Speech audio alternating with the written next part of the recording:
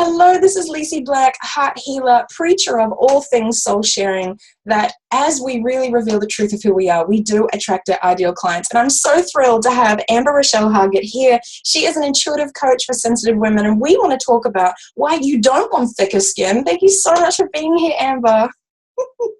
Absolutely thrilled to be doing this with you. Thank you for having me. I just love your beautiful heart share when you were really talking to me about how you wanted to deepen into your thin skin, that was really the way forward. Can you tell me a little bit about your background, really learning to accept this beautiful, highly sensitive nature that you have? Of course, yeah. So, when I was a child, when I was growing up, I think like so many people that are sensitive, particularly women, men as well, but we get these messages from the society around us or our friends and our family who maybe don't understand our sensitivity, that we're too sensitive, we're too emotional, we're just in general too much. Yeah. And to a child, that can be so incredibly damaging because we take that to heart. We don't recognize that it's just because we're misunderstood. We take that as like a real criticism that somehow our senses of what we're feeling are incorrect, that our feelings are invalid. Wow. And what happened for me, I think that, happens to so many, is that I started to believe that at such a deep level that I began to completely distrust my own feelings, my own sense of the world. And also, like so many of us sensitives, I was a total people pleaser. So very outward focused. How can I make everybody around me comfortable? How can I make them happy? How can I make them pleased with me and proud of me? I don't want to make anyone uncomfortable, right? Just very focused on how I was affecting the people around me and what was going on with them, and very unfocused on my own heart. And as I grew up in that sort of a way, I was so disconnected from myself. I really didn't know who I was. I didn't know what I wanted. I only knew what I thought I should be doing and what people around me wanted and wanted for me. I just feel my soul being crushed right now. Hey, like it's so soul crushing, beautiful. So stifling and such a hard way to go through life, where your only comfort comes from really pleasing somebody else. And at its heart, wanting to please people is a beautiful thing, right? There's nothing wrong with that inherently. It's just when that becomes your sole focus and you get stepped on in the process. And it's so damaging, because when we invalidate our own feelings and we don't let ourselves believe our own sense of what we're experiencing around us, then that stuff gets pushed down. And, for me, that manifested in anxiety, a severe depression, and ultimately a really serious eating disorder, which was sort of my way, I think, in hindsight, of feeling like I had control over something, feeling like I could succeed at something. And, you and I have spoken about eating disorders before, and it's so hard. And I started, really struggling with one when I graduated from college. And, like I had told you, I had always had this set of rules to follow. School is for me, it was very easy to succeed in school. I was always a straight A student. I knew what I needed to do to be liked and to get accolades, and I could do it. And so when I graduated, here I was, no more system in place to tell me what to do. I had no idea who I was, didn't really know what I wanted, and I sort of fell apart. I was grasping at straws for something that would help me, feel proud of myself, feel like I was succeeding at something. And that's when the anorexia started for me, and the over-exercising and the restricting my food, which also eventually led into bulimia, because I was struggling so hard, and I would go for days without eating, and then I would binge and purge, and it was a very negative cycle, and part of it for me was that I had tried, and this goes back to this thicker skin point, I had tried for so long to pretend that I was something that I wasn't. Yes. To pretend that I could toughen up like everybody else, because I believed that was important, that I was supposed to toughen up. I believed that I needed to have that thicker skin to survive. Hugging you right now, hugging everyone who's ever believed that. It makes me want to just like scoop up my younger self, and because it's so heartbreaking. And I thought that there was something deeply inherently wrong with me, something this flaw that I was trying to make up for constantly. And so, eventually, as my eating disorder progressed, and I got really, really sick, and to the point where then I was so malnourished that I wasn't thinking clearly, and it's a very dangerous, slippery slope. And it wasn't until one of my best girlfriends sort of freaked out on me in a clothing store because nobody, and this is the other scary thing, nobody had really said anything. In fact, I was getting a lot of compliments like, my God, you've lost so much weight. What are you doing? What's your diet like? What's your, and that encourages it. And so I felt like, oh, I'm doing something good. People like me. I'm succeeding at something, and didn't realize how detrimental it was. But she sort of showed me all of a sudden, hey, I wasn't just hurting myself, I was hurting the people around me. And for me, that was the defining moment where I was like, I need to get help, and I did not at that point in time love myself enough to do it for me, but I loved her enough to do it for her. And sometimes we have to do that. Sometimes we have to do it for others first and let them believe for us that we're worthy, right? But it was through, going through the recovery process of healing from my eating disorder that I really had to rebuild my relationship with myself. I really had to understand that a relationship with yourself is just as important as a relationship with anybody else. Well, and that because that's the foundation for any other relationship, is how we're relating and talking and feeling about ourselves then becomes a foundation for anyone else we're relating to. Hey.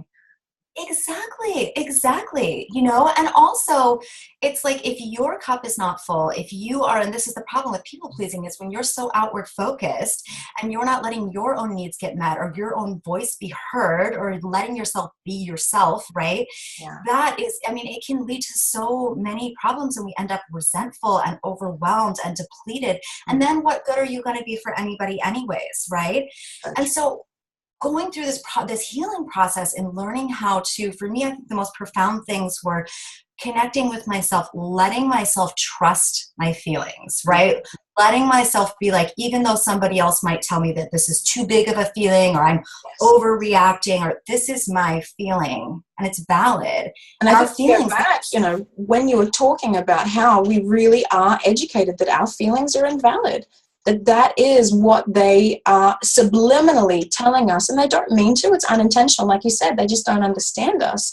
But for you to have your own feelings invalidated, you then had to turn the tides on that and actually learn how to make your feelings valid. They are real. They are mine. They are right. They are in place. Oh, hell no, back up. Back up the truck. This is good. What are you talking about?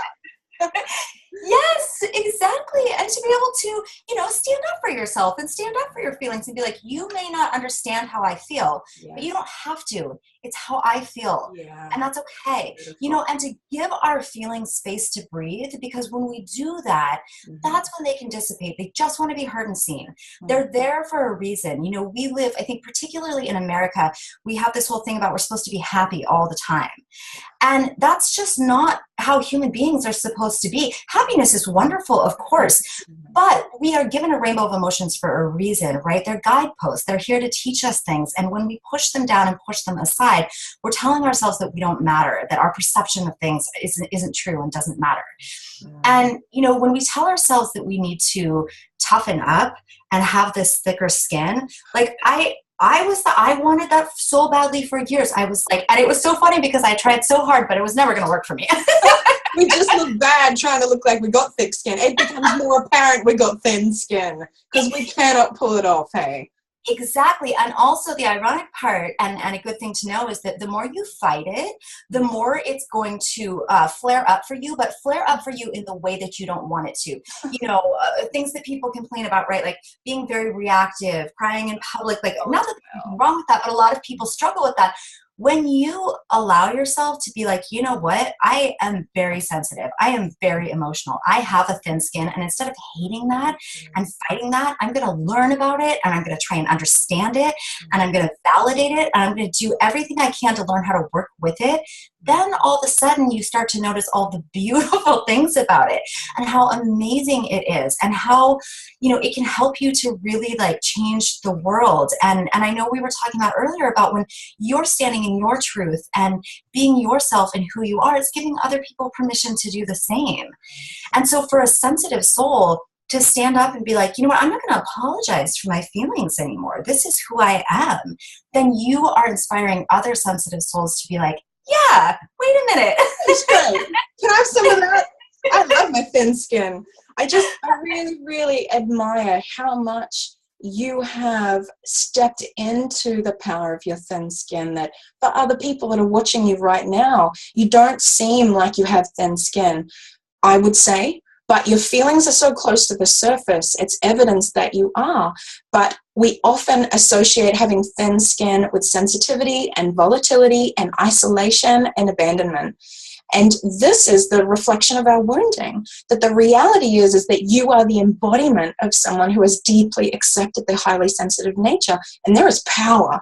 There is presence within you. And I just really wanted to show that with people. And I'm so happy that it's so evident. It's so clear, you know, just to be able to see you playing in it, because you have this amazing 5-day free course. Tell us a little bit about all the feels, because I too totally believe that when we try to push our feelings down, we actually encourage them to build a force that will actually spew forth, and we've all had moments like that. So your philosophy is really to acknowledge, to accept, to allow and let them pass through us. What would they be getting in this 5-day free course through you, Amber? Yeah, so I created this because I really believe the first step, you know, in coming to terms with your sensitivity and starting to love it is knowing how to deal with emotional overwhelm, because that can be, it shuts us down so much if we don't have tools in place to know how to cope with our bigger emotions. And so I created this course as really kind of like a jump start to get you to reconnect with your feelings, not be so afraid of them, understand that they can be manageable, and, you know, start to learn how to validate your own feelings, and then give you some really practical tools, practical and spiritual tools for how, you know, what to do when you're going through life and you're picking up other people's feelings and you don't know which ones are yours or not.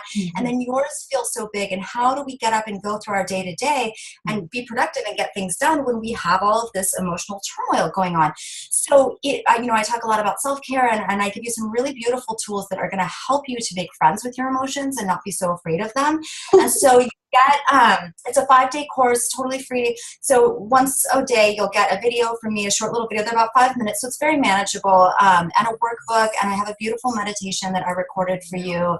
And it's just a great way to, you know, get yourself, start to shift your mindset on your feelings and really start to come back to yourself and heal that relationship with yourself.